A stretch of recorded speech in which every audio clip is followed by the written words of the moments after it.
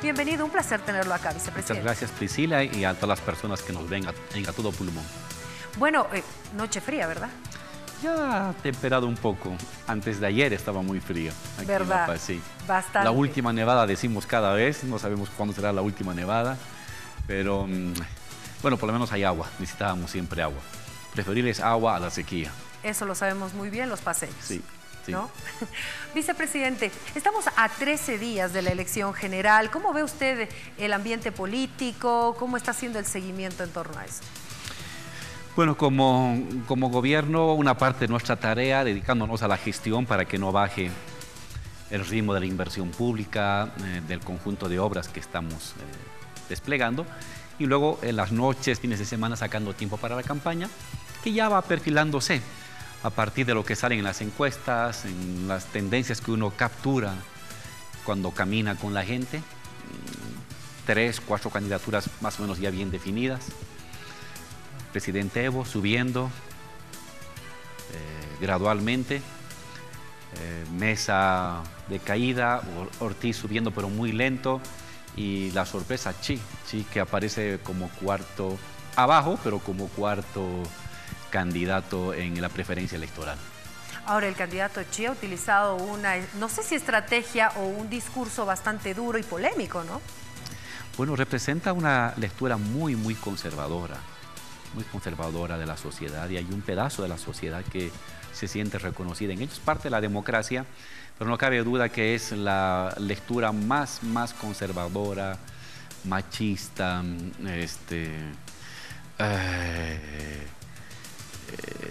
que puede haber en la vida política en la actualidad. ¿El movimiento al socialismo está seguro de ganar en la primera vuelta? Estamos trabajando para ello. Nos esforzamos, las encuestas lo dicen así, pero nosotros preferimos con el trabajo humilde, el trabajo sencillo, de casa a casa, barrio a barrio. Queremos ser un gobierno nuevamente fuerte. El país necesita siempre un gobierno fuerte, no de gobiernos débiles. Las tendencias centrífugas son muy grandes en Bolivia, regionales, clasistas, étnicas. Solo un gobierno fuerte, democrático, puede lograr que estas tendencias queden cohesionadas en torno a un proyecto de desarrollo y de bienestar. Por eso estamos peleando por tener una mayoría absoluta y por tener el control democrático de la Asamblea Legislativa, tanto en senadores como en diputados, para no repetir la experiencia de gobiernos débiles que son tumbados en la pelea entre Congreso y Ejecutivo. Al final se paraliza el gobierno. Lo ha pasado con Mesa el año 2004, lo acaba de pasar casi con el presidente del Perú. Cuando hay diferencia entre presidencia y parlamento, crisis política permanente, debilidad del Estado, y cuando hay debilidad del Estado se paralizan inversiones y surgen crisis sociales. ¿No cree que eso le puede dar un equilibrio también al Estado? En el país no, porque las tendencias que yo le digo de carácter regional, clasista y étnico son muy fuertes. No somos una sociedad plenamente cohesionada. Entonces, solamente cuando hay un Estado fuerte, esas tendencias quedan articuladas en torno a una voluntad común, democrática, por supuesto. Entonces, a Bolivia le hace mucho daño un gobierno dividido. Parlamento por un lado y Ejecutivo por otro lado es un gobierno dividido, y le hace muchísimo daño. Lo tumbó al presidente Siles Suazo. El Parlamento estaba con el MNR, él estaba con la UDP, le quitaron un año de gobierno, crisis económica, parálisis, hiperinflación.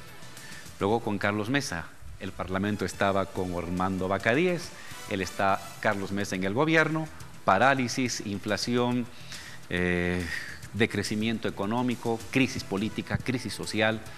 Cuando hay cohesión de Parlamento y Ejecutivo, el país se encamina de manera coordinada hacia un solo destino. Según Óscar Ortiz, hablando de la posibilidad de que se dé una segunda vuelta en esta elección, dice que él no va a apoyar, poniéndolo como tercero como está en las encuestas, no apoyaría al oficialismo. Tampoco dice que apoyaría a Mesa, pero no al oficialismo. Nosotros estamos trabajando para que no haya segunda vuelta, para que las elecciones y la elección del presidente se resuelva de manera clara, de manera contundente, de manera inapelable en la primera vuelta. Y las tendencias y las encuestas apuntan a eso. Nosotros estamos, de manera fría, le digo, Priscila, estamos trabajando para garantizar gobierno estable, mayoría en el Senado, mayoría en diputados. La pelea es saber si vamos a tener 2 tercios o no. Y creo que la oposición también lo sabe. En el fondo, a pesar de la retórica triunfalista, en sus debates internos, su objetivo es quitarle al MAS los 2 tercios. Y nuestro objetivo es garantizar mayoría absoluta en ambas cámaras. ¿Qué pasa si no la logran? ¿Qué pasa si no hay 2 tercios?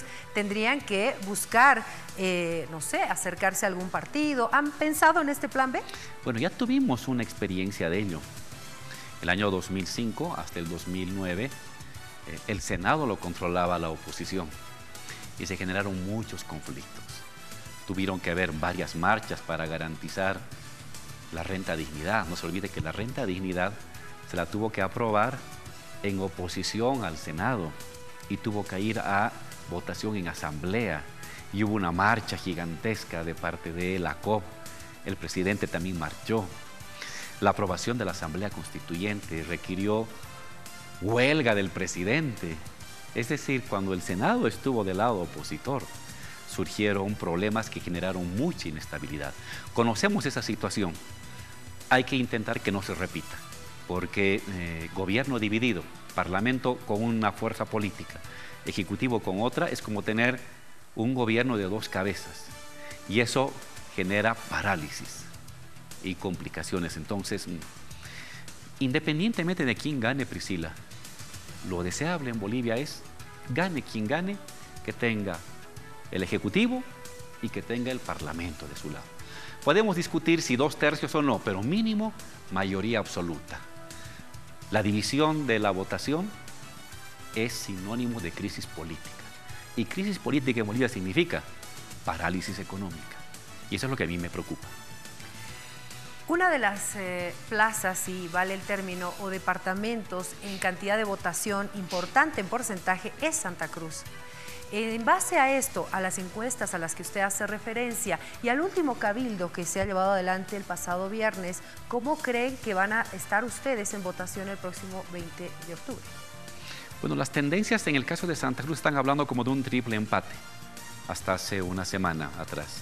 Veremos qué sucede en las encuestas que aparecen hasta fin de semana. Van a estar apareciendo 1 o 2 hechas por medios de comunicación. No tenemos información, pero yo creo que, y nuestro objetivo va a ser que ese triple empate en Santa Cruz se clarifique en términos de una victoria nuestra. El año 2014 nosotros hemos ganado con el poco más del 45-48% en Santa Cruz. Vamos a buscar reeditar esta votación mayoritaria en los siguientes meses. Por una simple razón, Priscila, el gobierno del presidente Evo, somos los únicos que garantizamos la continuidad del modelo de desarrollo cruceño, del cual los cruceños se sienten muy orgullosos. Y a ese modelo de desarrollo cruceño le hemos aumentado nosotros 2 componentes que no habían antes: hidrocarburos y alianzas público-privadas. Santa Cruz perdió el liderazgo en hidrocarburos desde los años 70, cuando Camiri se cerró. Ha vuelto a retomar liderazgo en hidrocarburos con nuestra presencia y con nuestra inversión. Lo mismo en el ámbito energético y ahora con las alianzas público-privadas en el ámbito del hub de Viru, que va a convertir a Santa Cruz en un centro de integración aeronáutico continental. El puerto Bush, que lo vamos a hacer para exportar, ojalá el 50 o 80% de nuestras mercancías por la vía Paraná. Y, por supuesto, el Mutún, que ya está en marcha y esperamos entregarlo el siguiente año para producir en Santa Cruz todo el hierro que usamos en la construcción del país. ¿Cuál es la mirada que tiene el gobierno nacional o la lectura en torno a lo que sucedió el viernes con el Cabildo? Una expresión democrática de participación de la gente. El cabildo está reconocido por la Constitución y han hecho ejercicio de ese derecho las personas y lo tomamos como eso, como parte de las expresiones democráticas que hay en el país. ¿Y las resoluciones cómo las toman? Como parte de un conjunto de intenciones y de preocupaciones que hay de los distintos sectores. ¿Cómo ustedes responden en torno a estos plazos que se han dado en este cabildo? Son propuestas, son resoluciones más simbólicas, así lo tomamos. ¿No hay temor de que pueda darse algún enfrentamiento? Hoy una de estas preguntas con una respuesta positiva, que era justamente el desalojo de asentamientos ilegales, tenía un plazo hasta hoy para el INRA y el Comité Cívico ha creado una comisión itinerante que va a visitar la Chiquitanía. Los colonos, por otro lado, dicen que preparen las cajas porque a nosotros nos sacan muertos. ¿No les preocupa que pueda haber algún enfrentamiento? Confiamos de que no se va a llevar a ámbitos de la violencia. Para definir si es que hay una ocupación ilegal o no, se requiere toda una auditoría. No es que viene una persona y dice, esta ocupación es ilegal. Hay que delimitar dónde está uno ubicado, hay que hacer georreferencias de cada lugar donde uno está pisando, y eso requiere una fuerte inversión. Es necesario hacer eso, por supuesto, y somos los más interesados en que si hay ocupaciones ilegales se las desaloje, pero eso no va a ser a gusto del cliente. Se requiere un trabajo conjunto que por supuesto el INRA tiene que llevarlo adelante con una auditoría. Por eso creo que más allá de esta intención y esta preocupación, se requiere un trabajo conjunto para ver o no, o para validar o para invalidar algún tipo de ocupación. ¿Sobre el tema del federalismo? Bueno, son parte de las intenciones que surgen siempre en el debate político. Es una idea más. ¿Se podría debatir? Es parte del debate político que sacan las personas. Usted puede ver que ahorita la autonomía que surgió de Santa Cruz y que recoge la Constitución, la autonomía ha avanzado y ha permitido que los municipios multipliquen por 4 su inversión. La autonomía ha permitido que haya asambleas departamentales, la autonomía ha permitido que haya leyes elaboradas por los municipios. La autonomía ha permitido que haya autonomías regionales, como en el caso de Chaco Tarijeño, y autonomías indígenas como Charagua, en fin. Yo creo que la autonomía tiene todavía mucho para dar para Bolivia, que fue una propuesta cruceña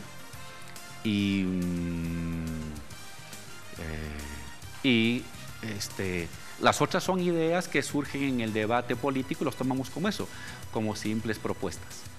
Ahora, hablando de las autonomías, la gobernación cruceña, el propio gobernador decía, no hay autonomía sin un nuevo pacto fiscal, y justamente en esta última gestión se ha intentado lograr un nuevo pacto fiscal, lo cual no se ha logrado. ¿Qué se va a hacer o qué propone el MAS para la siguiente gestión en caso de volver a la presidencia? La clave es de que cada municipio y que cada gobernación tenga la habilidad de generar ingresos propios. Es muy fácil decir, deme más plata. ¿Se imagina nosotros diciendo lo mismo el año 2006? Hubiéramos ido como los antiguos presidentes a pedir limosna, deme más plata. Dijimos, no, vamos a generar nosotros el dinero. Y hemos generado. Recibimos un país que medía 9.000 millones de dólares. Hoy mide 43.000 millones de dólares. Y no le hemos ido a pedir al extranjero nada. Cada gobernación tiene que aprender también a hacer eso. No solamente a pedir, sino a generar. Este es uno de los límites ahorita de la autonomía, que no han tenido la voluntad ni la capacidad técnica para generar empresas que generen recursos para los departamentos. Como gobierno nacional estamos dispuestos a asociarnos. No sé si vamos a industrializar el litio, vamos a industrializar el gas. Estamos dispuestos a asociarnos, gobernación y gobierno nacional, para que los réditos que dan esas empresas, una parte vaya a las gobernaciones. Pues tiene que haber de parte de los gobernadores una actitud mucho más creativa. Se han acostumbrado simplemente a pedir, pero no a producir. Y eso va para todas las gobernaciones, incluso las nuestras. La crítica es para todos. es parte también de la maduración de la autonomía. Son 10 años en los que se han estabilizado, han creado su asamblea, han creado despliegue de ejercicio de competencias, pero ya tienen la suficiente madurez como para decir, ahora pasaremos a generar ingresos. Cuando oigamos ese tipo de propuestas, un pacto fiscal suena muy interesante. Pero si no, luego el pacto fiscal es simplemente decir cómo le quito más al gobierno nacional y no cómo pido más al gobierno nacional, pero también aporto más a la región. Eso falta y eso es un ámbito de madurez que falta en este largo camino del desarrollo de las autonomías regionales, departamentales y municipales. Haciendo referencia a empresas públicas del Estado y haciendo una autocrítica y revisión de las empresas que ha creado el Estado, hablamos de Papelbol, entre otras, recuperación de Entel y demás, ¿cuáles son positivas y que generan recursos y cuáles no? Las empresas fundamentales del Estado, por definición, tienen que generar recursos. Si no, se cierran. Entel genera recursos, más de 120 millones de dólares al año de ganancia. Y PFB nos ha dejado el año pasado 2.200 millones de dólares. Y con eso construimos hospitales, construimos escuelas, pagamos salarios.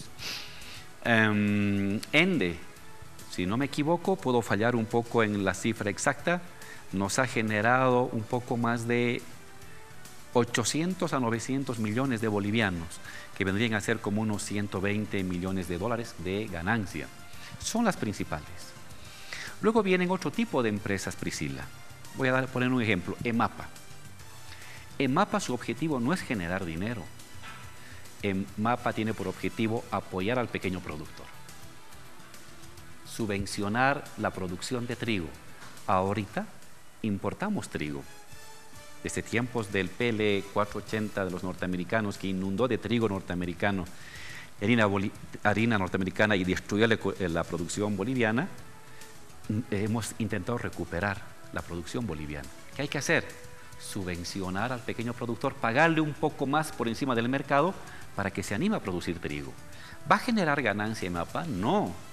Su objetivo es apoyar al pequeño productor. ¿Está cumpliendo su objetivo? Sí, por supuesto. Hemos pasado de producir un 20% de harina y de nacional hasta casi un 40-45%. Y ojalá llegáramos a un 60% de harina boliviana para no depender del mercado externo. Quipus, su objetivo es regalar computadoras a los niños. Esa empresa pequeñita, estoy hablando de empresas pequeñas, ¿esa va a generar ganancias? No. ¿Les vamos a cobrar a los niños de sexto de secundaria el costo de la Quipus? No. Ya hemos dado computadoras a sexto de secundaria, a quinto de secundaria.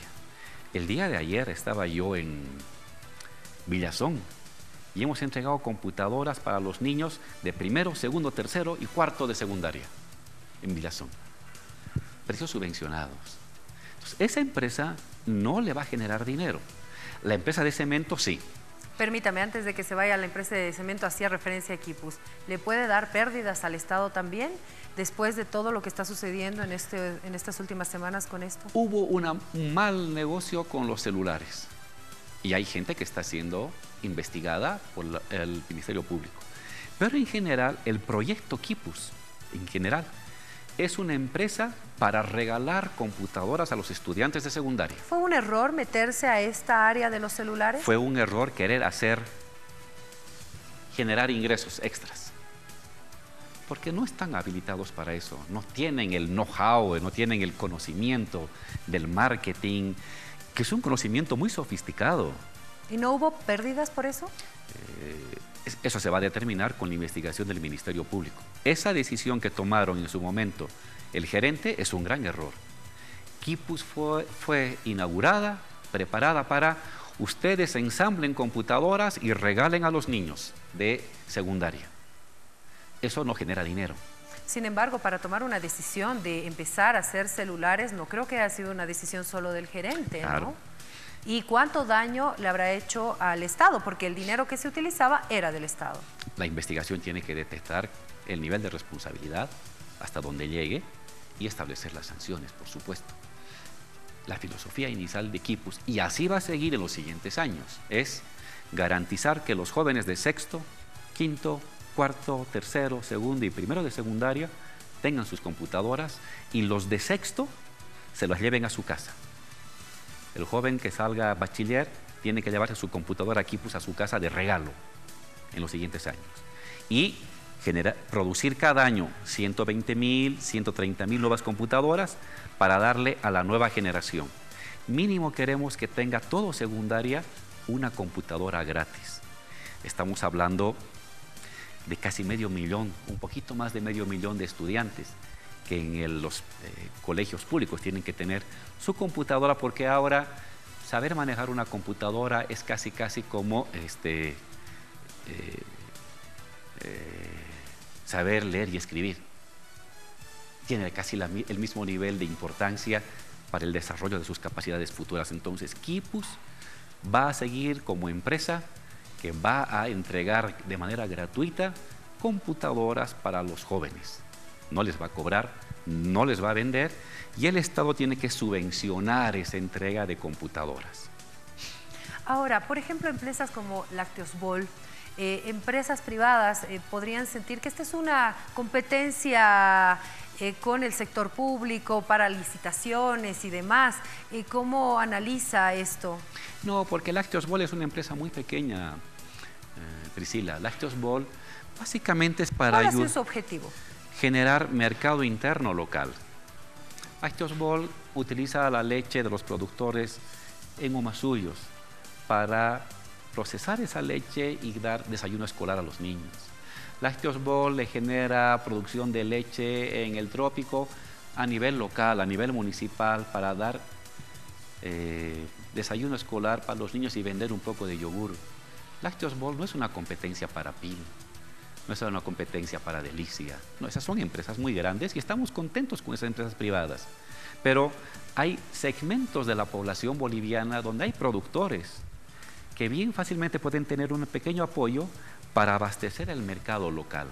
En ningún momento ha sido pensado Lácteos Bol para vender en las ciudades como competencia PIL, porque eso requeriría una inversión de $300 millones. Lácteos Bol, Priscila, son fábricas de $4 millones, de $5 millones, básicamente para producción local, desayuno local y nada más. Y es bueno porque son regiones que son productoras, que también tienen que tener un desarrollo semi-industrial. No todo tiene que estar concentrado en la ciudad. Entonces, estas son empresitas dispersas en distintos municipios, básicamente para apoyar producción de ciudades pequeñas, de poblaciones pequeñas en el área rural. No, su misión no es competencia en el ámbito urbano, porque ya tenemos 2, 3, 4 empresas que producen distintas variedades de leche, de yogures, en fin, y de productos lácteos, que son más que suficientes para el mercado urbano. Haciendo referencia a la empresa privada, ¿qué propone el Movimiento al Socialismo para impulsar que se vayan generando nuevas empresas? Porque las empresas que generan desarrollo y crean empleos también. 2 cosas, Priscila, que eso es lo novedoso, que los opositores en 4 años no han podido pensar algo así. No tienen ideas. La primera, alianza público-privada. En Bolivia siempre ha habido un péndulo. Estatismo o privatismo, como si fueran polos opuestos. Tiempo de privatismo, hay que cerrar el Estado y entregar todo a los extranjeros o a los privados. Tiempo de estatismo, no sirven los privados. Nosotros hemos encontrado un justo medio, Estado y privado. El Estado haciendo lo suyo y el privado haciendo lo suyo, y en momentos aliándose para hacer algo conjunto. Primer ejemplo, el etanol. El pequeño campesino produce la caña, el industrial la convierte en alcohol y PFB la compra a un buen precio, mejor que el precio extranjero. Biodiesel, el campesino va a producir soya o aceite de palma. El industrial va a procesarlo como aceite. El Estado le va a comprar a un mejor precio que en Rosario. El privado hace lo suyo, el Estado hace lo suyo y se complementa. Tercer ejemplo, Alemania, empresas privadas alemanas. El Estado boliviano saca las salmueras, procesa cloruro de potasio, carbonato de litio. Los residuos de esas aguas, las sobras de esas aguas, se procesan como hidróxido de litio. El residuo como litio metálico. Y de ahí usted saca cátodos y saca baterías de litio. El privado hace una parte, el Estado hace otra parte y en conjunto avanzamos. Esas son las alianzas público-privadas. Pero además, Priscila, les hemos propuesto a la empresa privada que le estamos dispuestos a colaborar para que en torno al tema del litio, en torno al tema de la industria de la petroquímica, sea la empresa privada la que construya fábricas de mediana envergadura para abastecer de insumos para la producción de baterías de litio. Hemos hablado que en el complejo de Uyuni, Pastos Grandes y Coipasa van a haber 40 fábricas del tamaño de la cervecería. 40 fábricas hasta el 2023. De esas, 13 del Estado. Y el resto tienen que ser privadas. Les vamos a dar capital, les vamos a dar apoyo, les vamos a dar contratos a largo plazo para que puedan invertir. Lo mismo en el tema de la petroquímica. El Estado ha licitado la planta de plásticos duros. Insumos para esa planta y derivados de esa planta lo tienen que hacer los privados, no el Estado. Eso en nivel macro. A nivel micro, hemos anunciado, el presidente lo ha anunciado hace 10 días, Priscila, un fondo inicialmente para el año 2020 de 100 millones de bolivianos para el joven, que va a ser su primera empresa. Joven de 18 a 25 años, que quiere hacer su primer emprendimiento. Vamos a hacer una convocatoria, un concurso. Emprendimiento sencillo, que tenga mercado asegurado para producir, no sé, leche, para hacer turismo, para procesar algo, para vender comida. Y ese dinero va a ser a fondo perdido. Van a poder competir los jóvenes en su primer empleo para acceder a estos recursos, para que el Estado les dé un empujón en su primer empleo. Ya una vez de que prosperen, ya se independizan, ya tienen su propia empresa. Entonces, nuestro objetivo es, el Estado hace lo estratégico, lo central, pero el privado también hace otras cosas y el Estado no va a competir con el privado, no le va a quitar espacio al privado, al contrario, va a usar sus recursos para que el privado, grande, mediano y pequeño, prospere. Ahora, usted hace referencia a los jóvenes, que me parece fantástica esta idea. Se tiene la idea, se tiene, por ejemplo, el BDP Lab está haciendo eso, ¿no? Se tiene la idea. Como crédito. Se los acompaña en todo el proceso, se les da el crédito y sale la idea y sale el negocio y lo que quieren los jóvenes. Pero ahí se chocan con algo que muchas empresas han sentido, vicepresidente, y es que es difícil hacer empresa en Bolivia. ¿Por qué? Porque hay mucha burocracia o porque los impuestos son altísimos. ¿En algún momento se ha pensado la posibilidad de apoyar estas nuevas empresas o emprendimientos con, qué sé yo, señores, no van a pagar impuestos 6 meses hasta que se consoliden y luego puedan seguir generando empleo? ¿Se ha planteado alguna forma de estas? Preferimos darles crédito fácil, casi instantáneo, al 5%, y preferimos gastar en fondos, en dinero a fondo perdido, es decir, donaciones. Va a haber los dos, crédito con 5% de interés y concurso de proyectos a fondo perdido. Los 100.000 bolivianos, los 50.000, los 200.000 que accedas, no los devuelves. Te sirve para arrancar tu empresa. Y para eso tenemos 100 millones de bolivianos de inicio. Porque todos tenemos que pagar impuestos, Priscila. Pero todos. De eso vive el Estado. Porque mire, usted está acá en el canal, en el CEP, la empresa. Usted tiene la luz está subvencionada. Usted paga la 1/4 parte del valor de la luz. o el dueño de la empresa. Ese es un apoyo para todos. Eso nosotros no lo cobramos cada día, no le decimos, oye, pequeño productor, tú estás pagando. La luz es en 13 al 15% de tus costos de operación. Y eso debería costar 4 veces más. Y el Estado subvenciona cobrándote la cuarta parte. Transporte. Subvencionamos la gasolina, subvencionamos el diésel. Debería cobrar, como están cobrando en Ecuador, el doble. Y mire lo que está pasando. Es terrible lo que está pasando en el Ecuador. No, nosotros somos la garantía de que no va a subir la gasolina, no va a subir el diésel. Vamos a seguir garantizando la subvención a la gasolina y el diésel, que representa anualmente 700 millones de dólares, para que el pequeño productor tenga ese plus, que no lo tienen en Argentina, que no lo tienen en Chile, que no lo tienen en Brasil, que no lo tienen en el Perú, que no tienen en el Ecuador, lo tienen en Bolivia. Electricidad subvencionada, agua subvencionada, transporte subvencionado. Ese es el aporte que te da el Estado. Te decimos, oye, te estoy dando esto gratis, paga tus impuestos, porque con tus impuestos le vamos a construir su escuela a los jóvenes de Chamoco Chico. Con tu impuesto le vamos a hacer el hospital del niño a la gente del Alto. Con tu impuesto le vamos a hacer, no sé, el oncológico en Cochabamba. Entonces, todos tenemos que coparticipar en los beneficios y en los aportes y los esfuerzos. Sin embargo, por la misma crítica de los propios sectores, no todos pagan la misma cantidad de impuestos, ¿no? El sector que paga impuestos de esta empresa privada, de esta clase media, es mucho menor, vicepresidente, a la cantidad de actividad ilegal o no reconocida o que no paga un impuesto constante en el país. ¿Cómo plantean ustedes sumar mayores contribuyentes? ¿Cómo hacemos eso? Usted tiene dos vías, la vía coercitiva o la vía del incentivo. La vía coercitiva ha fracasado. Lo han intentado en otros países y sucede como lo mismo que en el Perú, que en el Ecuador. ¿Cuál es la vía del incentivo? Si usted produce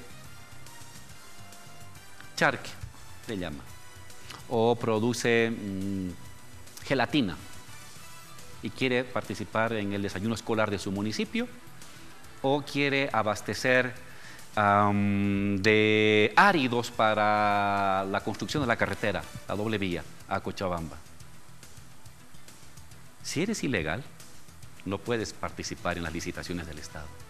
El Estado en toda licitación te exige que estés inscrito en Fundempresa, que pagues a las AFPs y que tengas legalidad.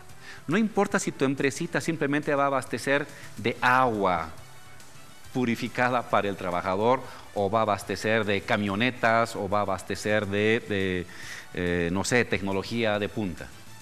Cualquier productor boliviano que quiere hacer negocios con el Estado, con los municipios y las gobernaciones, tiene que legalizarse. Esto ha permitido la legalización de miles de empresas. ¿Dónde hay los problemas? Fundamentalmente en el comercio. El comercio tiene problemas. El segundo aguinaldo, la billetera móvil, ha permitido que muchas pequeñas fabriquitas, microempresas, que le dan a uno su trajecito, que venden medias, que venden un tipo de juguetes bolivianos, para acceder a estar en la billetera móvil, han tenido que legalizarse. Es decir, estas formas de incentivo a la legalización las preferimos que las medidas coercitivas de te persigo, te liquido, te borro. Eso no ha funcionado en Bolivia y creemos que estas formas de incorporar a la legalidad a las pequeñas empresitas, mostrándole que la vía de la legalidad le da buenos negocios con el Estado, le amplía el mercado interno y vale la pena inscribirse, y vale la pena pagar un poco de impuestos, pero a la vez recibir los beneficios de un buen contrato por un año, de ampliar tu mercado. Y la respuesta que hemos oído de los pequeños empresarios nos decían, oye, vale la pena este camino y lo vamos a seguir manteniendo. Tampoco está un poco impuesto. El impuesto es alto, vicepresidente. ¿Usted alguna vez hizo empresa? No, soy un tipo que ha vivido como asalariado siempre hasta el día de hoy. ¿Y algún familiar, alguien nunca le ha comentado? Mi hermano. ¿Y no le comentó alguna vez los problemas que tiene con los impuestos? Se me queja mi hermano, me dice, oye Álvaro, ¿qué pasa que tus impuestos internos no me reconocen? Mi hermano es médico, no me reconoce la colegiatura de mi hija. Y mi respuesta fue esta: ¿sabes qué, Mauricio? Él es médico. Te devolvemos el IVA. Ojo, no deberíamos devolverte. Te estamos devolviendo como un incentivo para tu trabajo, para tu actividad laboral. Pero yo con ese dinero le doy pago la colegiatura de mi hija y le compro ropa, sí. Pero el que yo te devuelva impuestos como Estado es para tu empresa. Es un favor que te hace el Estado de reconocerte esos impuestos. No me metas de contrabando lo que tiene que ver con tu vida familiar. En tu vida familiar, como yo, paga los impuestos. Como pagan en el mundo todas las personas impuestos. En otras partes, en Europa, Priscila, la carga tributaria llega al 60%. De lo que usted gana, el 60% le quitan. ¿Y en nuestro país? Nos movemos entre el 17 al 22%. Por debajo de la media latinoamericana. ¿Cuál es la crítica que nos hacen? Ya, está bien para este sector, pero tienes un sector grande que no paga nada y recibe beneficios. Sí, a ellos, otra vez, la política del garrote o la política del incentivo. Hemos optado por la política del incentivo, para que este sector que no pague impuestos, que se somete al régimen simplificado, en fin, pague también impuestos. Pague impuestos. ¿Y cuál ha sido el resultado? Un incremento notable por esta forma de incentivo estatal. Ninguna empresa que quiere hacer negocios con el Estado, y el Estado es el principal inversionista de Bolivia. No se olvide que el Estado controla el 39% de la economía boliviana. De cada 100 bolivianos que se mueven en Bolivia, 39 los genera el Estado. Usted quiere hacer negocios con el Estado, legalícese, pague sus impuestos. Porque el Estado le está dando electricidad subvencionada, combustible subvencionado, transporte subvencionado, salud subvencionada. Entonces, haga su esfuercito para dar también usted su impuesto. Vicepresidente, hacía referencia al doble aguinaldo y ya estamos a poco de conocer las cifras también sobre este a fin de tema. mes. A fin de mes, ¿no? Y esto ha movilizado también el debate en torno a si habrá o no doble aguinaldo en base a que pueda hacer una movida electoral para ganar más votos. No, Priscila, nosotros no jugamos con la economía. No somos unos irresponsables. No andamos ahí ofertando al país cualquier cosa. He visto a candidatos opositores andar como si fueran merolicos de plaza anunciando todo. Ni saben de lo que están hablando. Y me da hasta vergüenza. No. Jamás nosotros hemos jugado con la economía en campaña. ¿Sabe por qué, Priscila? Porque vamos a ganar. Y porque lo que yo digo ahorita, y usted me está grabando, lo tengo que cumplir a partir del 23 o el 21 de octubre. Y no puedo ser un irresponsable. Para mí sería fácil decirle, sí, voy a rebajar los impuestos, pero sé que vamos a ganar. Y el día 21 me arrepentiría de mis palabras. Por demagogo digo, rebajo impuestos, pero luego a ver qué significa. Esos señores no saben lo que significa decir rebajo impuestos. No entienden la economía, no saben. Cuando eran gobernantes han gobernado un país quebrado, un país destruido. No saben lo que es mantener un país sano con impuestos. Entonces, como sabemos que vamos a gobernar, todo lo que Evo y Álvaro dicen no es demagogia, está fundado en la realidad. Lo que hoy estoy hablando, el 21 lo voy a cumplir. ¿Habrá doble aguinaldo? Lo decidimos hasta el 30 de octubre.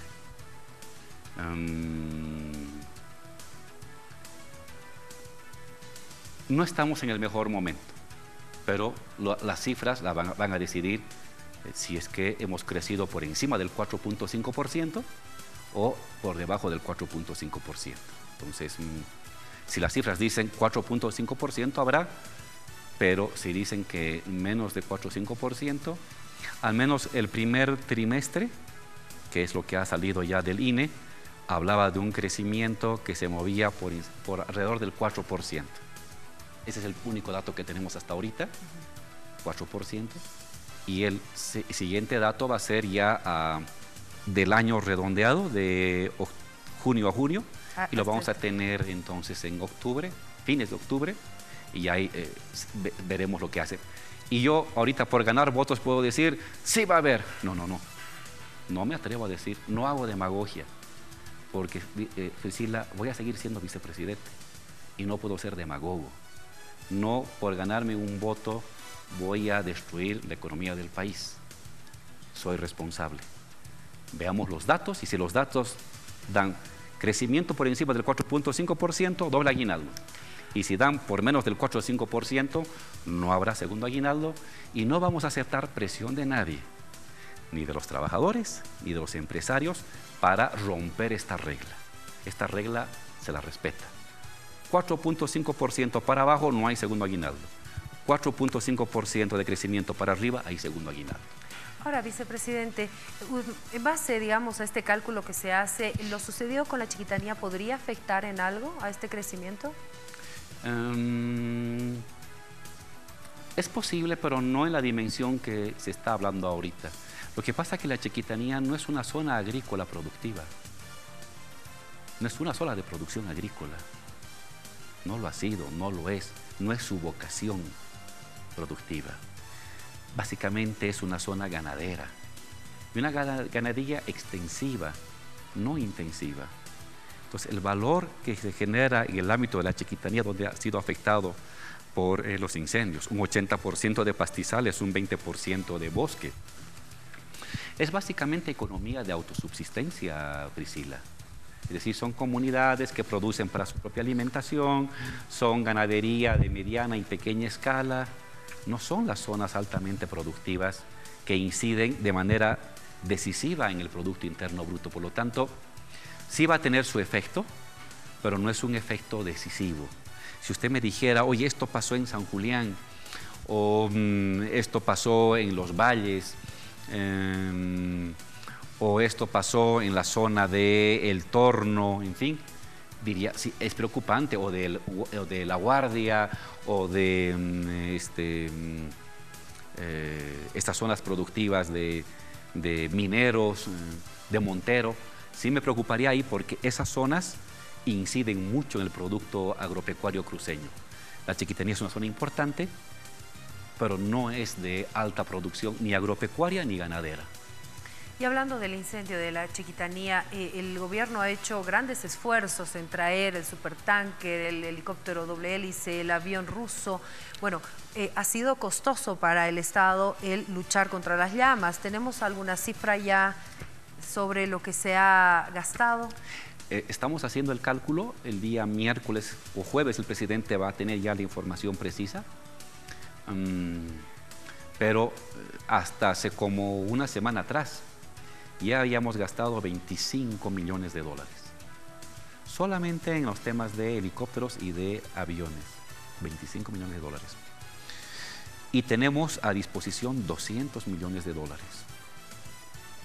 Somos el único país en el continente que ha movilizado tanto. Han tenido incendios Paraguay, Brasil, parte del Perú.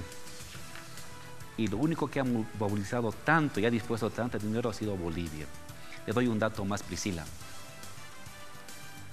La Unión Europea, no, el G7 ha aprobado, es decir, los países más poderosos del mundo han aprobado 500 millones de dólares en 5 años para paliar el tema de la Amazonía. Es decir, 100 millones de dólares al año. Y eso lo han hecho los países más poderosos del mundo. Bolivia no es el país más poderoso del mundo, pero solamente Bolivia ha dispuesto 200 millones de dólares. Los del G7 siguen debatiendo, van a debatir hasta el siguiente año quién administra. Si el Banco Mundial, si el BID. ¿Se imaginan si hubiéramos esperado eso?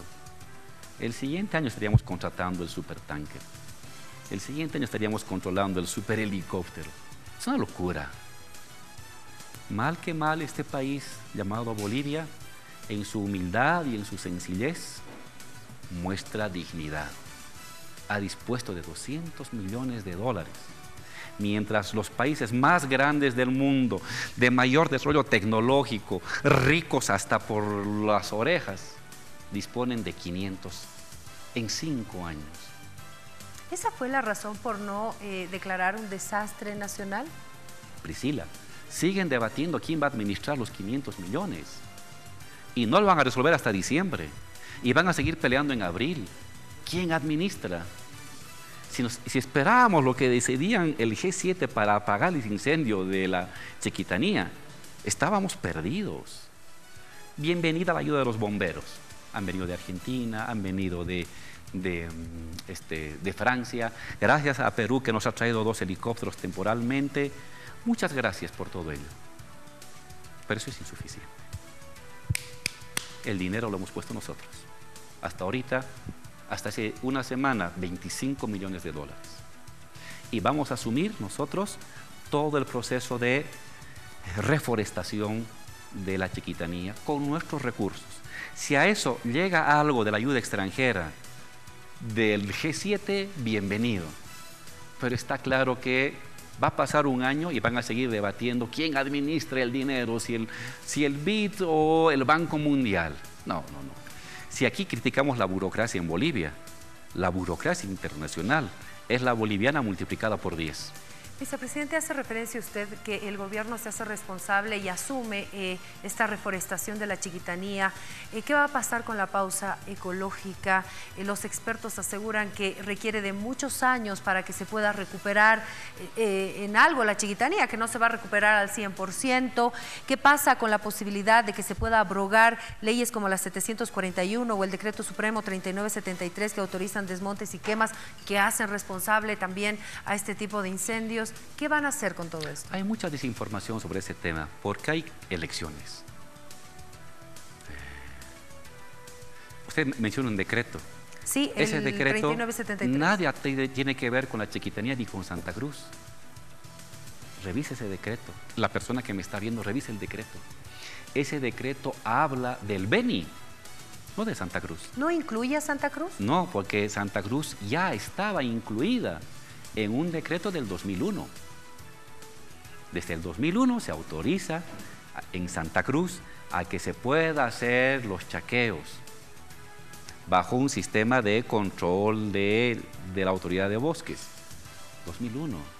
Lo que hace el decreto del 2019 es decir, también en el Beni se puede. O sea, en Santa Cruz ya se podía, ahora se suma el Beni. Nada tiene que ver. Entonces es otro decreto el que se tiene que abrogar. El del 2001. Ya. Nada tiene que ver el decreto que firmó el presidente Evo con la Chiquitanía. Pero es parte de la desinformación. Segundo dato, Priscila. Informe de la FAM, una ONG seria, nada escandalosa, ha sacado datos terribles. Él ha ido mostrando de que se ha llegado a la quema de casi 3 millones de hectáreas. Informe de la FAM. Las quemas en la Chiquitanía son recurrentes cada 7 a 9 años. Pasó el 2004, que se quemaron casi 2.4 millones de hectáreas. Pasó el 2010, donde se quemaron más de 3.9 millones de hectáreas. Y en todo Bolivia, 10 millones de hectáreas 2010. Una hectárea ya es un escándalo, pero el 2010 se quemaron 10 millones de hectáreas. Claro, no había elecciones y por lo tanto esto pasó. ¿Qué explica la FAM? Yo he aprendido mucho de ellos, de sus técnicos. Hay un ciclo de sequías, cada vez más intenso por el cambio climático mundial, pero es un ciclo que se repite con la regularidad de 7 a 9 años, sequías muy largas que comienzan en marzo y acaban hasta octubre, noviembre, que generan un espacio de predisposición a los incendios. 2004, 2010, se repite 2009. Nos duele. Es suficiente experiencia para decir, oye, el siguiente año vamos a estar mejor preparados. Y usemos parte de esos 200 millones de dólares para tener aviones propios, helicópteros propios. Tenemos ahora para la lucha contra el narcotráfico, nos falta para la lucha contra los incendios. Tengamos toda una estructura de bomberos con la capacidad de desplazar en un día 2.000, 3.000 bomberos con todos los equipos para apagar incendios. hay que sacar la lección de esto. Pero lo que ha sucedido este año no es algo extraordinario que nunca ha pasado en la vida del mundo mundial. Son procesos recurrentes de sequía que se han visto intensificados por algunos chaqueos. Le doy el dato que salió en El Deber y que dio la gobernación de Santa Cruz. Solo el 5% de los incendios de estos meses se debió a los chaqueos, el 5%. El resto ha sido una sequía que usted prendía un fósforo. Más los vientos. Y los vientos de 60, 70, 80 kilómetros que llevaban la chispa de un lugar a otro. Cosas incontrolables, impredecibles a primera vista.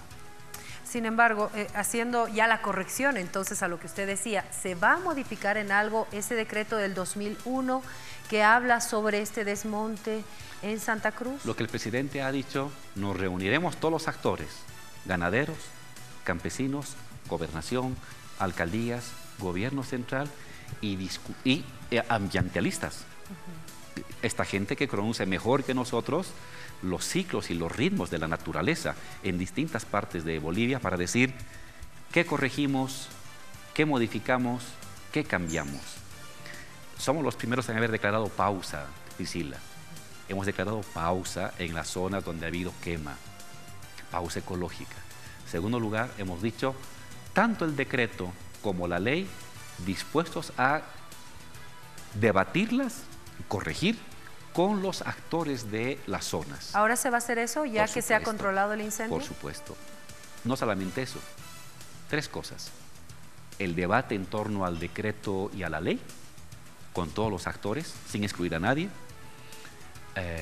La reforestación y la preparación de una estructura de combate a los incendios del Estado que no dependa de la contratación de un avión extranjero, que no dependa de la buena voluntad de un país extranjero, sino como siempre somos los bolivianos. Oiga, yo me siento orgulloso de eso. Salimos adelante con nuestros recursos. Toda la ayuda del mundo bienvenida, pero esto lo estamos resolviendo entre bolivianos. Me acuerdo lo que decían los gobernantes del 2004. Decían, no tenemos un solo centavo ni para pagar el agua para el bombero. Aquí hemos contratado los 2 aviones más grandes del mundo, el helicóptero más grande del mundo. Hemos mandado 6 ministros, hemos mandado 4.000 hombres del ejército, hemos mandado 2.500 de la policía, han venido más de 5.000 voluntarios. Toda Bolivia se ha desplazado para ayudar a combatir este incendio y eso hay que convertirlo en una estructura permanente de movilización instantánea para combatir el incendio, o en la Chiquitanía, o en el Parque Tunari, o en Ixiamas, o en Beni, donde se presente. Este tipo de incendios, por el cambio climático, van a ser cada vez más recurrentes. Y tenemos que estar preparados para combatirlos. Permítame pasar a otro tema, por favor, salud, que es muy importante. El Sistema Único de Salud, ¿cuál es la evaluación que hacen ustedes hasta el momento desde que se ha implementado? ¿Cuáles son las cosas positivas y cuáles son los problemas también? Muy contentos. Mientras que en el resto del continente latinoamericano todos los gobiernos andan quitando derechos, nosotros somos el país que sigue ampliando derechos. Se están quitando derechos a la gente, en todo el mundo. Incluso en Europa se les está quitando derechos. Y aquí en Bolivia, ampliando derechos. Hemos arrancado, el SUS es una guagua, es un bebé. Es un bebé que tiene apenas 6 meses, pero que ya permite una división de tareas, primero, segundo, tercer nivel, la atención a miles de familias que no tenían antes recursos. ¿Para quién es el SUS, Priscila? No es para el asalariado que tiene caja, es para el asalariado que no tiene caja, para el eventual, para el consultor, para el comerciante, para el campesino, para el indígena, para la vendedora de la calle, para el ama de casa, para el estudiante, para el colegial. Para él es el SUS, para el que no tiene. Estamos hablando casi del 60% de la población boliviana que no tenía ningún tipo de atención. Hemos arrancado, estamos cubriendo ahorita 120, 140 paquetes de enfermedad. Estamos contratando 8.000 médicos cada año. Vamos a mandar de 500 en 500 médicos al extranjero para especializarse, todo pagado por el Estado. Estamos construyendo 4 hospitales de 4º nivel, el de la Zabaleta, aquí en La Paz. En el Alto, el Hospital del Niño, de tercer nivel. Vamos a entregar en los siguientes días y hasta fin de mes el Hospital de Medicina Nuclear para curar el cáncer gratis en el Alto, luego en Achumani y luego en Santa Cruz. Vamos a construir el hospital de cuarto nivel en Santa Cruz y el de Cochabamba, en la ciudad. 13 hospitales de tercer nivel, 22 de segundo nivel, una inversión de $2.000 millones. De estos 120 paquetes médicos o de enfermedades que estamos pagando ahorita gratuitamente, incluidas las enfermedades que afectan con el cáncer, vamos a pasar a los 400 paquetes que tenemos que hacerlo hasta el año 2023. Entonces es una guagua, es un bebé que ha comenzado rápido, que está creciendo, hay dificultades, falta más personal, falta más equipamiento, pero tenemos el dinero para garantizar en los siguientes meses que se vaya completando tanto el personal como los paquetes y los implementos de infraestructura. Ahora, es difícil hablar de un sistema integral y una estructura si no se tiene el apoyo de quienes tienen que implementar todo esto, que son los médicos y los profesionales. Estamos viviendo una crisis en salud con un sector que lleva 50 días de paro médico. Pero no son los médicos, son sus dirigentes. ¿Y sabe cuándo va a acabar el paro? Cuando pasen las elecciones, porque es un paro político. Se tiene una dirección de algunos médicos contados con los dedos de una mano, que están haciendo política. Les aceptemos lo que les aceptemos, no van a levantar el paro. Su objetivo es quitar votos al MAS. ¿Cuándo acaba el paro de estos dirigentes médicos? El 21 de octubre. ¿Y el gobierno no va a hacer nada para poder, de alguna forma, responder a la población que está pidiendo a gritos atención? A la población le respondemos. Y está yendo la ministra hospital por hospital. Estamos hablando con los directores de hospitales que están siendo chantajeados y amenazados por esos dirigentes. Estamos llevando con la ministra nuevos ítems. Los 8.000 ítems los estamos acomodando. En plena huelga de los dirigentes, seguimos acomodando los 8.000 ítems de nuevos médicos en toda Bolivia. Estamos entregando equipamientos a todos los hospitales de Bolivia y si falta, los vamos a entregar en los siguientes días. No hemos bajado la guardia. Seguimos dialogando con estos dirigentes que están haciendo política, pero nos estamos preocupando de la gente. Y hablando con el médico verdadero, ese que quiere salvar pacientes, no ese que quiere quitar votos a Evo.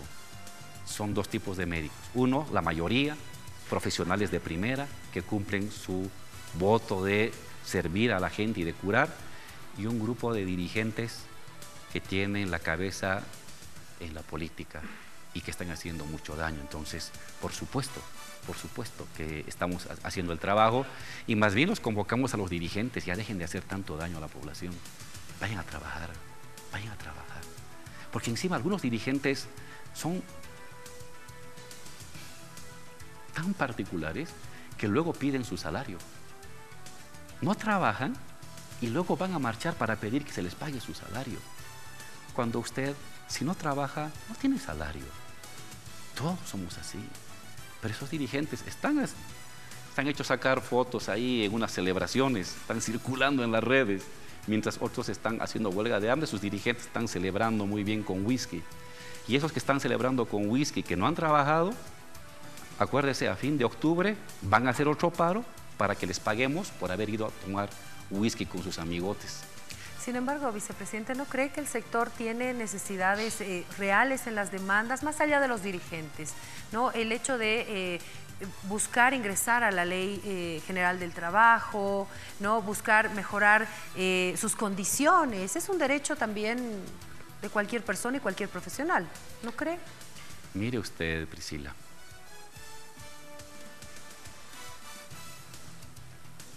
El médico tiene patrón. El médico que trabaja en el hospital de clínica tiene un patrón.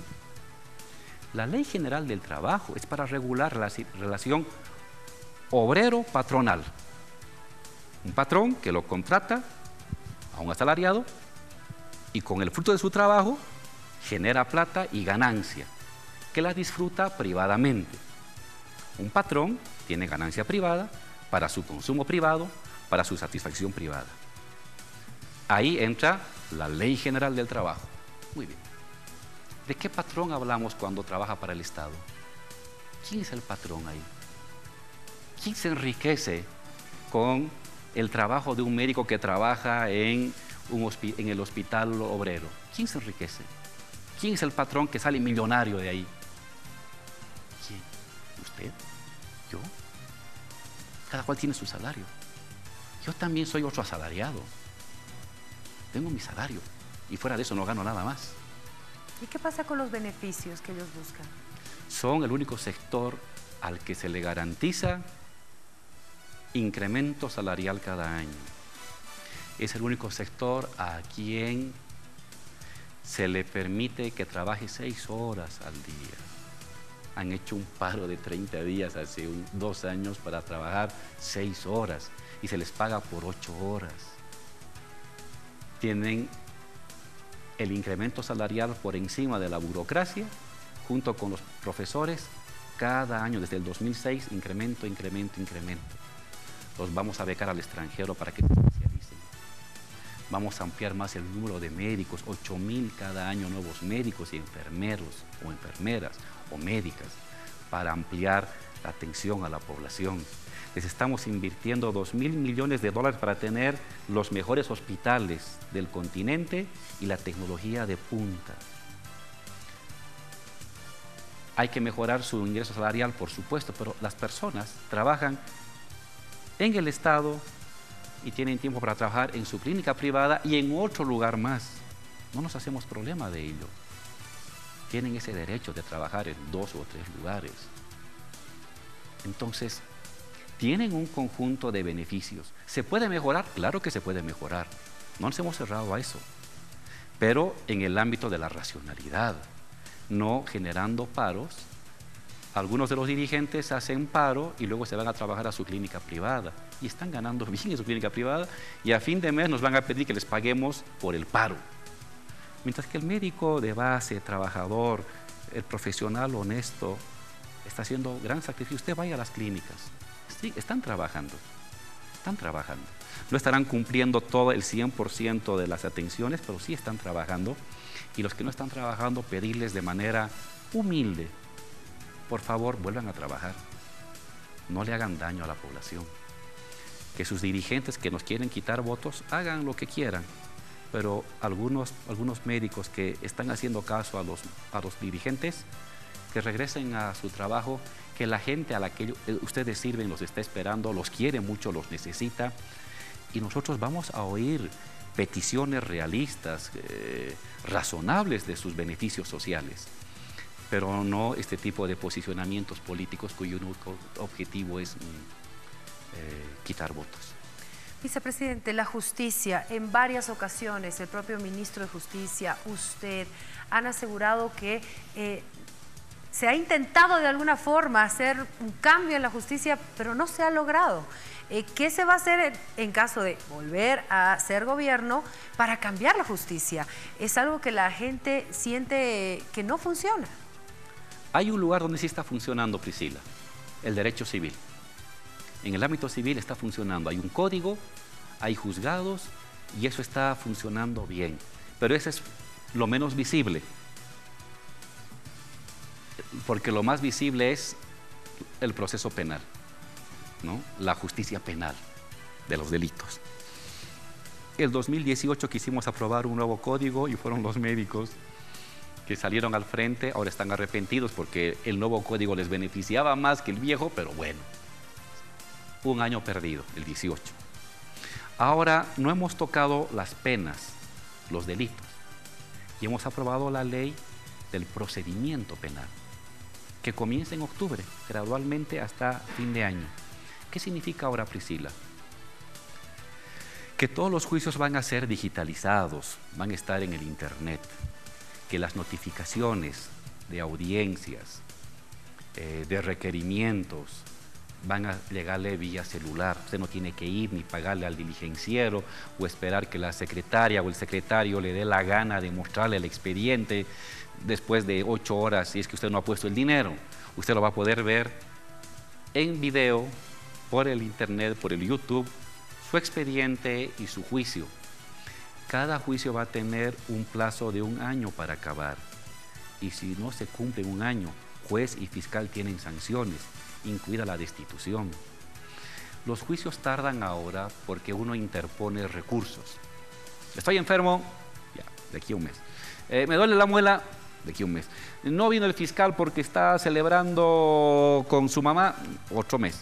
El juez se fue de padrinazgo, otro mes. Cada litigante tiene un número limitado de recursos, 3.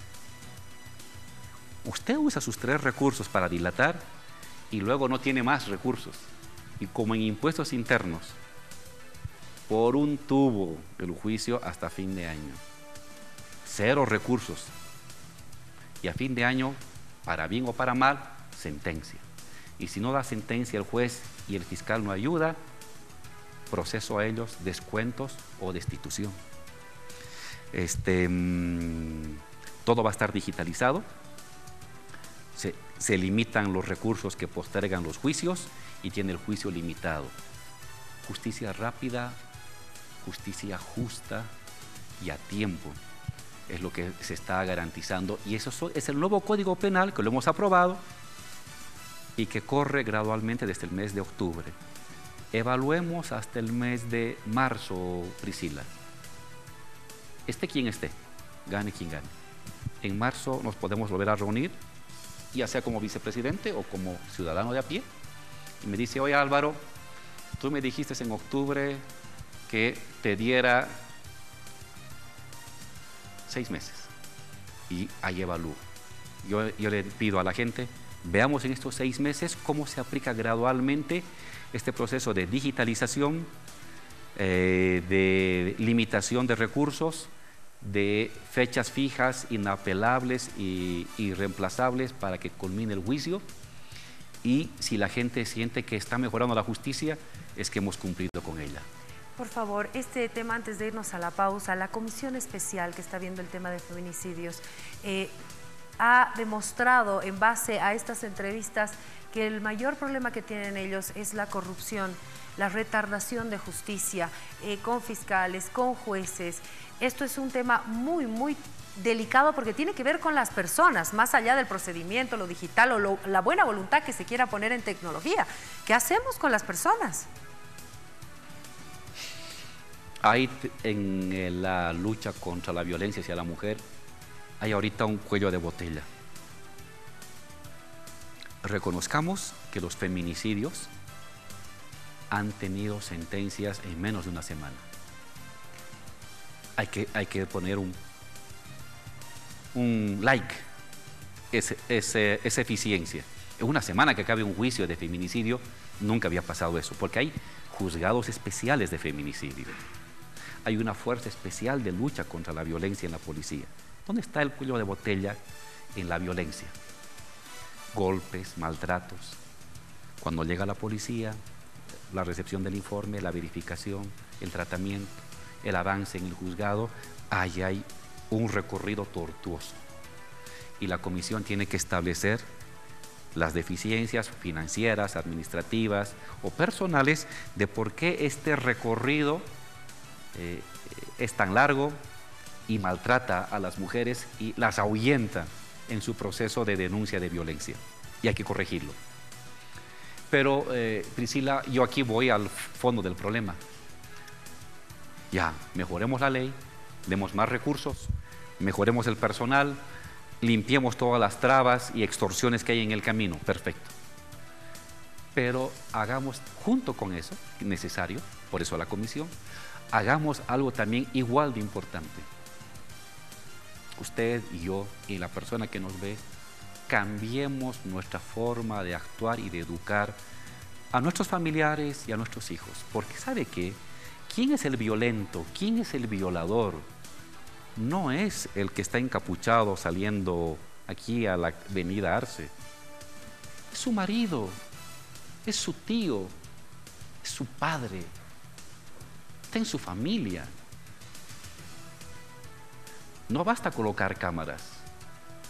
¿Qué ha sucedido en esa familia boliviana que el violento está a tu lado, está desayunando contigo? y te dice te quiero y te educa. Entonces, es también este núcleo del ámbito familiar el que requiere una reforma. Medios de comunicación ayuda, educación ayuda, pero nosotros también ayudamos. ¿Cómo yo voy a educar a mi hija? ¿Con qué valores? ¿Con qué principios? ¿Con qué respetos? ¿Con qué autoestima educo a mi hijo o a mi hija? Va a ser decisivo para que de aquí a 10 o 15 años la violencia se manifieste, se tolere o no haya. Entonces también nosotros, es una tarea de la sociedad. El Estado asume con humildad y autocríticamente sus responsabilidades. Si hay que cambiar leyes, que hay que cambiar personal, hay que aumentar más dinero, lo haremos y pedimos disculpas de frente a las personas si no lo hemos hecho a tiempo. 1000 disculpas, pero no va a ser suficiente. Tenemos que cambiar usted, que cuando haya una broma machista en la reunión de los amigotes del viernes, te pares y digas, compañeros, yo no te acepto. Que cuando vayas a la casa no digas, la mujercita que lave y que el niño vaya a jugar su PlayStation. Que no digas, para el niño que vaya a la U, pero la chica que se prepare para casarse. Que no eduques de esa manera, porque ahí estás incubando la violencia. Es un trabajo de todos, definitivamente en eso coincido totalmente con usted, vicepresidente. Todos debemos luchar contra la violencia. Bueno, nos vamos a ir a una pausa pequeña, por favor, y cuando retornemos, la yapita de la entrevista, así que ya volvemos.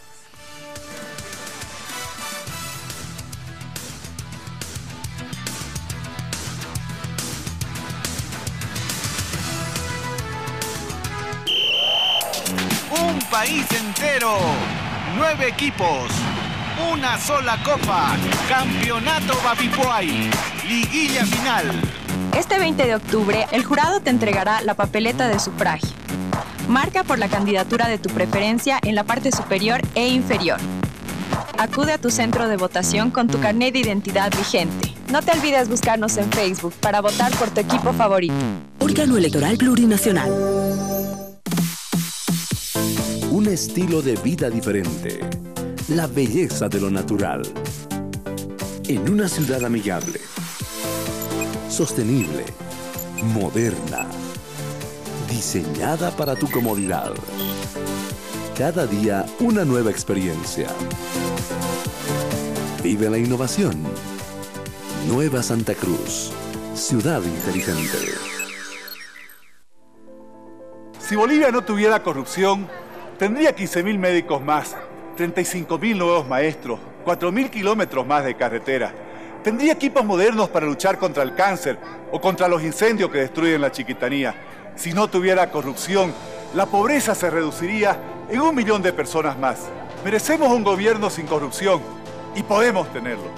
Todo empieza por un presidente que tenga las manos limpias, un país seguro y un futuro con oportunidades. Soy Óscar Ortiz y sé que con su voto podemos conseguirlo. ¡Vamos, Bolivia! ¡Vamos, Bolivia!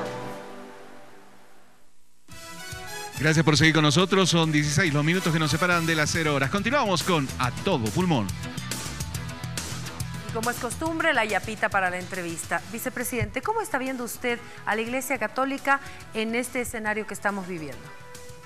Bueno, como siempre la Iglesia Católica en su nivel de base, de párrocos, de padres y madres, que así les decimos, haciendo su trabajo al lado del pueblo, ayudando de todas las maneras, inculcando valores de respeto, de solidaridad, de amor, de paz, y trabajando por la gente más humilde. Yo me he encontrado con párrocos, los que mejor cuidan a los niños abandonados, o padres o madres de las iglesias, los que mejor tratan a los ancianos que han sido abandonados, o a los adolescentes que han sufrido algún tipo de violencia, de abuso. Los mejores lugares de atención son los lugares donde he visto presencia de gente de la iglesia. Valoro ese trabajo, me conmueve.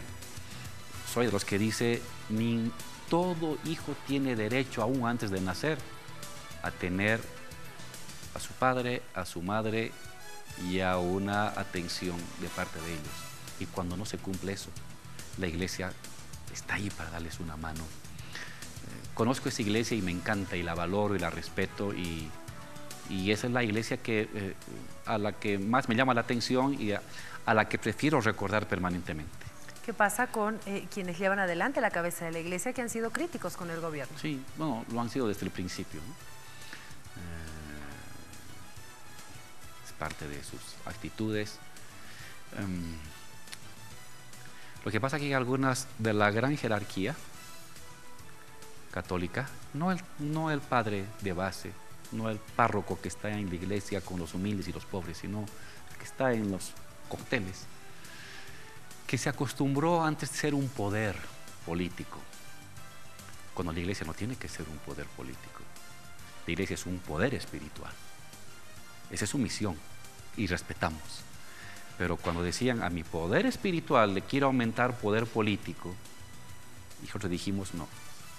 Al igual que al resto de las iglesias, hay división del trabajo. Respetamos, admiramos su poder espiritual. Pero cuando quieren hacer política ya surgen los problemas, las rencillas. Y creo que de parte de algunos poquísimos miembros, contados con los dedos de una mano, de la jerarquía, no les ha gustado eso. Querían mantener ese privilegio y en un estado laico donde se respetan todas las creencias. Estado laico significa que es un país donde puede haber todas las creencias religiosas. El que hayan perdido, algunos de los jerarcas hayan perdido su importancia política, no les ha gustado y por eso a veces vienen los dardos.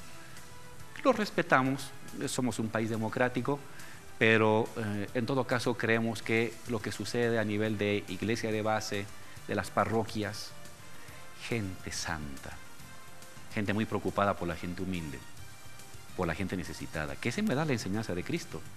Cristo no andaba rodeado de mercaderes ni de banqueros, andaba rodeado de los humildes. Su lugar era de los humildes. Niños, gente humilde, gente trabajadora, y yo rescato ese comportamiento como la mejor enseñanza que nos ha dejado la Iglesia en los 2000 años de existencia. ¿Cómo ve a los medios de comunicación? Los medios de comunicación cumpliendo su trabajo de información. Los medios de comunicación son esenciales para la democracia porque permiten lo que usted me está permitiendo ahora. El día de mañana o la anterior semana estaba otro candidato, va a hablar lo suyo, me da a mí espacio de que yo pueda decir mi verdad, la gente hará su selección, en fin. Sin esta intermediación de ustedes, comunicadores, ¿cómo llegaríamos nosotros al público? Podemos ir a tocar puertas, pero puedo tocar 20 puertas al día. A través de la televisión puedo llegar a 50,000 personas en un solo instante. Entonces, sin ustedes, no funcionarían los políticos, no funcionarían los partidos y no habría opinión pública y no habría una de las bases de la democracia, la pluralidad de ideas. Entonces, veo que cumplen su trabajo y les agradecemos todo lo que hacen por Bolivia para ayudar a reflexionar y discernir de mejor manera la información. ¿Hay libertad de expresión en el país? Haga un recuento de los insultos que nos hacen a través de los medios o de los inventos. Uno puede decir lo que quiera en Bolivia, lo que le da la gana puede decir en Bolivia y no tiene problema. Por medio escrito, por medio oral, por la televisión, por el internet. Imagínense la cantidad de candidatos y las cosas más excéntricas que dicen los candidatos sobre nosotros y sobre otros candidatos y no pasa nada y no hay ningún tipo de represión y a la salida no hay un agente de inteligencia diciéndole, oye, esto pregúntale al vicepresidente. Yo he llegado acá sin saber qué me iba a preguntar y le agradezco que me pregunte todo lo que quiera usted, bien o mal, y que la gente sea la que defina si el vice respondió de buena manera o se equivocó o mintió, pero usted tiene toda la libertad de preguntarme y lo ha hecho ahora. Yo no le he pedido ni siquiera la lista de las preguntas, ni he mandado a alguien para decirles, oye, no le hagan esto al vice. No, vengo como un ciudadano más de a pie, como siempre lo he hecho, a decir mi verdad. Creo que esta reunión y esta entrevista es una excelente prueba de la libertad de pensamiento, de opinión, porque usted está preguntando lo que se le ha ocurrido y yo estoy respondiendo lo que creo que es conveniente a esas preguntas. Le agradezco mucho, vicepresidente, por haber estado aquí con nosotros. A usted, Priscila, por la amabilidad y el gran tiempo que me ha permitido para llegar a la población que la sigue a usted. Muchísimas gracias, ha sido un Gracias. placer. Nos separamos unos instantes, ya volvemos. Siga con nosotros, son 9 minutos los que nos separan de las 0 horas. Volvemos en breve con A Todo Pulmón.